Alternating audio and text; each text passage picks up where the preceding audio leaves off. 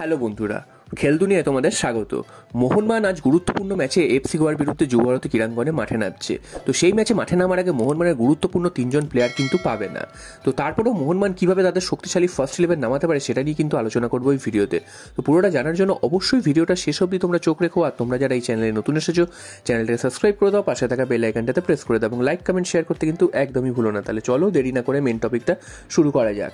গতদিন মুম্বাই সিটি এফসির বিরুদ্ধে 3জন রেড কার্ড দেখেছে মোহনবাগানের। হেক্টর ইউসতে, আশিস রায় এবং একদম লিস্টান কোলাসো, যিনি বাপ্রান্ত দিয়ে খেলেন। তো এই গুরুত্বপূর্ণ 3জন রেড কার্ড দেখার ফলে কিন্তু আজকের ম্যাচ অর্থাৎ এফসি গোয়ার বিরুদ্ধে তারা কিন্তু থাকবেন না। তো তারপরেও মোহনবাগানকে কিন্তু এফসি গোয়ার মতন শক্তিশালী প্রতিদ্বন্দ্বীর বিরুদ্ধে কিন্তু তাদের ফার্স্ট 11টা কিন্তু মজবুত রাখতে হবে। তা না হলে কিন্তু এখান থেকে 3 পয়েন্ট নিয়ে আসা কিন্তু খুবই চাপের হয়ে যাবে, কারণ এফসি গোয়া কিন্তু এই মুহূর্তে দুর্দান্ত ফর্মে রয়েছে এবং তারা কিন্তু একদম লিগ টপে রয়েছে। তো তাদেরকে হারিয়ে মোহনবাগানকে লিগ টপে যেতে হবে। যদি তাদেরকে না হারাতে পারে সেক্ষেত্রে কিন্তু মোহনবাগান চাপে পড়ে যাবে। তো আজকের ম্যাচটা তোমাদের জানিয়ে দিই, রাত 8টা থেকে হবে। তোমরা কিন্তু বিভিন্ন চ্যানেলে কিন্তু লাইভ দেখতে পারবে, স্পোর্টস 18 চ্যানেলে লাইভ দেখতে পারবে, এছাড়াও জিও সিনেমাতেও তোমরা দেখতে পাবে। তো টেলিকাস্টের ব্যাপারটা তো তোমাদের জানিয়ে দিলাম। আর আজকের ম্যাচটা হোম ম্যাচ যুবভারতী ক্রীড়াঙ্গনে হচ্ছে।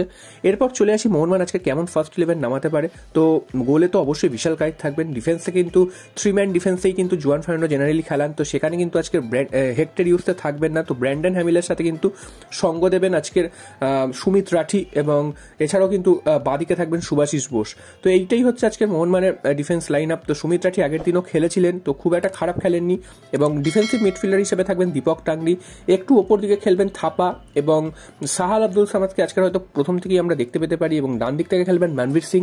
লিস্টান কোলাসো যেই জায়গাটায় খেলেন তো তিনি আজকে থাকছেন না, সেই জায়গায় কিন্তু আজকের হুগো বুমোসকে পাঠিয়ে দেওয়া হবে, অর্থাৎ বা প্রান্ত দিয়ে তিনি কিন্তু অপারেট করতে পারেন। এবং একেবারে ওপরে থাকবেন কিন্তু দিমিত্রি পেট্রাটস। আজকে কিন্তু আজকে প্রথম থেকে নামতেই হবে, কারণ গুরুত্বপূর্ণ হেক্টর ইউস তো একজন বিদেশি নেই। তো সেই জায়গাটা কিন্তু পেট্রাটস আজকে প্রথম থেকে খেলবেন। এবং অন্যদিকে আরেকজন বিদেশি হিসাবে খেলবেন সাদিকু বা কামিংসের মধ্যে যে কেউ একজন। তো তোমাদের কি মনে হতে পারে আজকের ফার্স্ট 11 কি হতে পারে সেটা কিন্তু তোমরা অবশ্যই কমেন্ট করে জানিও।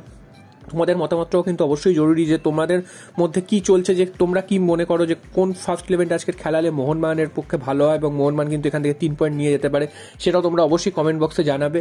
তো আজকের ম্যাচ থেকে মোহনবাগান যদি 3 পয়েন্ট নিতে পারে সেক্ষেত্রে কিন্তু মোহনবাগান কেরালা ম্যাচের আগে অনেকটাই অক্সিজেন পেয়ে যাবে এবং তারা কিন্তু কেরালা ম্যাচটা অনেকটাই খোলা মনে নামতে পারবে, কারণ সেখানে কিন্তু অনেকগুলো প্লেয়ার ফিরে আসবে।